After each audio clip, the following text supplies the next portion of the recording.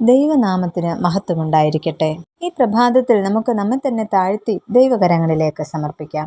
ഇന്നത്തെ വായന ഭാഗം യെശയ്യാ പ്രവചനം 58 മുതൽ 60 വരെ. ഇന്നത്തെ ചിന്തയ്ക്കായി യെശയ്യാവ് 58 അധ്യായം 11 വാക്യം. യഹോവ നിന്നെ എല്ലായ്പ്പോഴും നടത്തുകയും വരണ്ട നിലത്തിലും നിന്റെ വിശപ്പ് അടക്കി നിന്റെ അസ്ഥികളെ ബലപ്പെടുത്തുകയും ചെയ്യും. നീ നനവുള്ള തോട്ടം പോലെയും വെള്ളം വറ്റിപ്പോകാത്ത നീരുറവ് പോലെയും ആകും.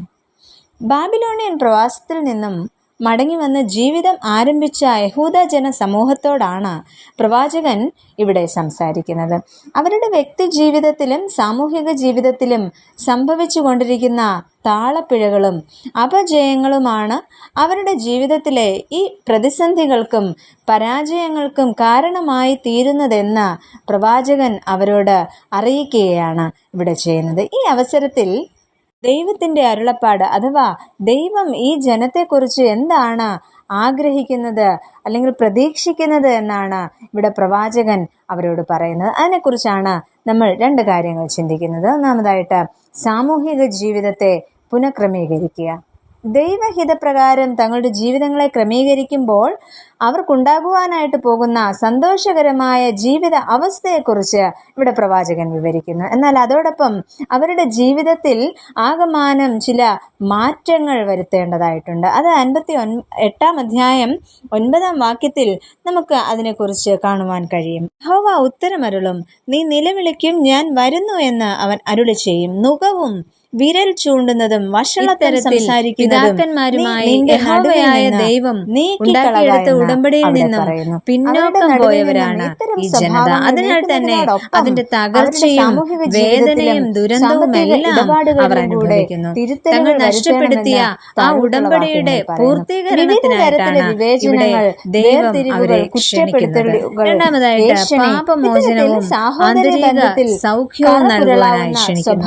ദൈവിക ബന്ധം വിച്ഛേദിച്ചതിന്റെ ദുഃഖം അവരുടെ ജനതയിൽ പ്രകടമായി അനുഭവം. അതിന്റെ ഫലമായി ഉണ്ടാകുന്ന ദൈവകോപവും അതിനോടൊപ്പം ജനത്തോടുള്ള സഹതാപവും എല്ലാം പ്രവാചകൻ ഇവിടെ വ്യക്തമാക്കുകയാണ് ചെയ്യുന്നത്. എന്നാൽ അനുതാപത്തോടെ മടങ്ങി വന്നാൽ ദൈവം ആന്തരിക ദാഹവും വിശപ്പും മാത്രമല്ല ഭൗതിക നന്മകളും നൽകും എന്ന ഒരു വ്യക്തതയാണ് ഈ ഭാഗത്ത് ലഭിക്കുന്നത്. ഇത്തരത്തിൽ ശരീരത്തിന്റെയും മനസ്സിന്റെയും ആത്മാവിന്റെയും രക്ഷയാണ് ദൈവത്തിന്റെ ഇത്തരം വീണ്ടെടുപ്പിൽ സാധ്യമായി തീരുന്നത്. സ്വീകരിക്കുവാൻ ഇസ്രായേൽ മക്കൾക്ക് ശബത്തിനെ അവഗണിക്കുന്നതും തെറ്റായ വിധത്തിൽ ശബത്തിനെ ആചരിക്കുന്നതും ഉടമ്പടി ബന്ധം പരാജയത്തിന്റെ പാപമോചനവും ആന്തരിക സൗഖ്യവും പ്രാപിപ്പാനും നമുക്ക് ഇടയാകട്ടെ. അതിന് ദൈവം നമ്മെ ഏവരെയും ശക്തീകരിക്കട്ടെ. നമുക്ക് പ്രാർത്ഥിക്കാം. അവിടുത്തെ വീണ്ടെടുപ്പിന്റെ ഭാഗമായി തീരുവാനും അതിലൂടെ യഥാർത്ഥ സന്തോഷവും ആന്തരിക സൗഖ്യവും പ്രാപിപ്പാൻ ഞങ്ങളെ ഇടയാക്കണമേ.